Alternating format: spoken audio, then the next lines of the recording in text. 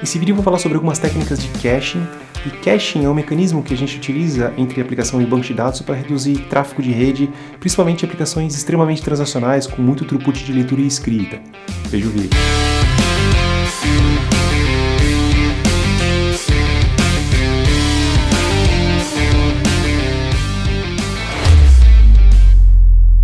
Basicamente existem 5 técnicas de caching diferentes, sendo que a quinta é a combinação de 2 técnicas das 4 anteriores. O motivo pelo qual você escolhe uma técnica depende de como a sua aplicação funciona, das características que ela tem de leitura intensiva, escrita intensiva, ou leitura e escrita intensiva e assim por diante. A primeira técnica, o primeiro mecanismo de cache, é um dos mais comuns, é um dos mais utilizados, chama-se cache aside. Aside significa do lado, né? Então ele fica do lado do banco de dados ou do lado da aplicação. E esse é o único cache, o único das técnicas de cache que ele não fica entre a aplicação e o banco, né? Como o próprio nome diz, ele fica do lado. Nesse modelo, a aplicação que é responsável por gerenciar os dados do cache. Então, quando a aplicação faz uma requisição, ela vai primeiro no cache. Se o dado não existe, ela volta e vai para o banco de dados, popula o banco de dados e retorna para o usuário. E a próxima requisição, o dado já vai naturalmente existir no cache. Então, a aplicação que é responsável por gerenciar o cache, por colocar os dados no cache, por pegar os dados do banco quando não existe no cache, e assim por diante. Esse tipo de cache é utilizado normalmente em aplicações que têm uma característica de leitura intensiva em dados que se repetem muito.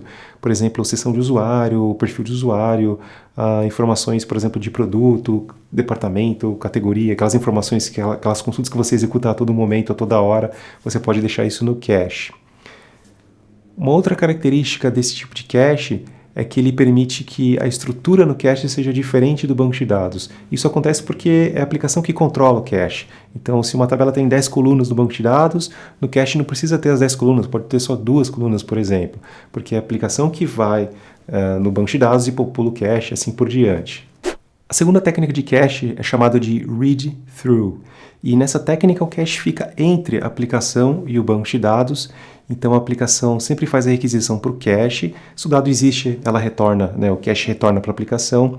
E se o dado não existe, o cache que vai no banco de dados e retorna a informação para a aplicação. A diferença entre o read-through e o cache aside é que o read-through, o cache faz a gestão do dado, e no cache aside a aplicação faz a gestão. Então, ambos são utilizados em casos de uso onde você faz muitas leituras repetidas, ambos servem esse propósito muito bem.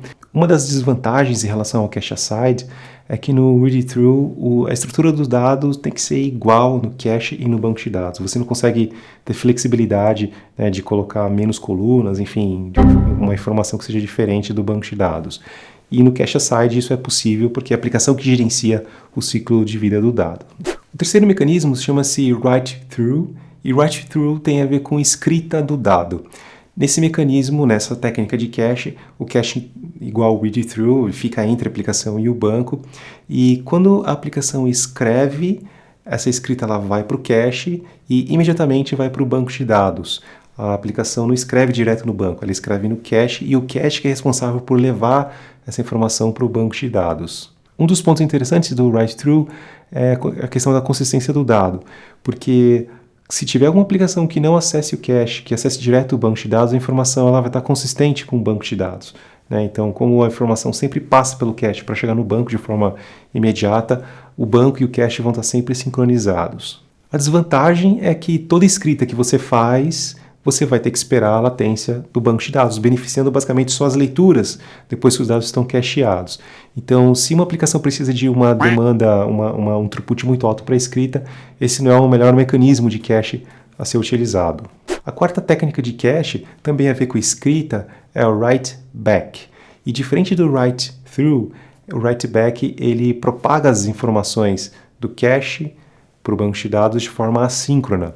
Então, o cache está no meio da aplicação e o banco, a aplicação escreve no cache e o cache move essas informações para o banco de forma assíncrona, em batch. Então a gente tem um trade-off, existe uma inconsistência entre o cache e o banco de dados, uma inconsistência eventual, só que você tem muita performance de escrita, porque você não tem que esperar que o cache escreva lá no banco de dados. Não existe essa latência de rede entre o cache e o banco de dados. Então, se a aplicação ela demanda muita escrita, ela depende de velocidade de escrita e não tem problema em relação à inconsistência eventual que pode acontecer entre o cache e o banco, esse é o melhor método, é a melhor técnica que existe de cache quando a aplicação demanda escrita intensiva.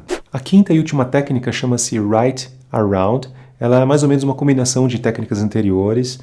Nessa técnica, a aplicação sempre escreve direto no banco de dados, sem passar pelo cache.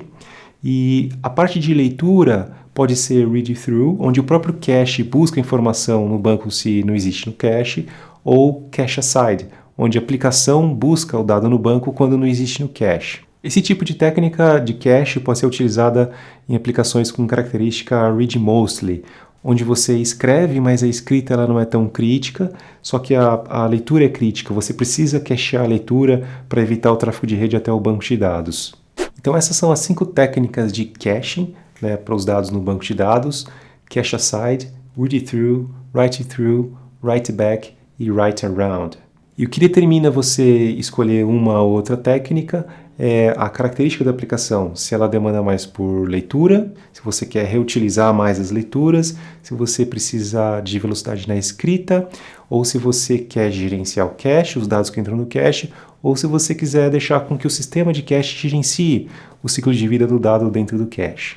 Essas técnicas são muito importantes, principalmente em aplicações transacionais que demandam por muito throughput de leitura e escrita, porque se você não utiliza cache nesse tipo de aplicação, pode ser que você tenha que ter uma infra de banco de dados muito grande para tolerar toda a carga que chega no banco de dados. Se você está assistindo até agora e gostou do vídeo, dê um like aí embaixo e até mais.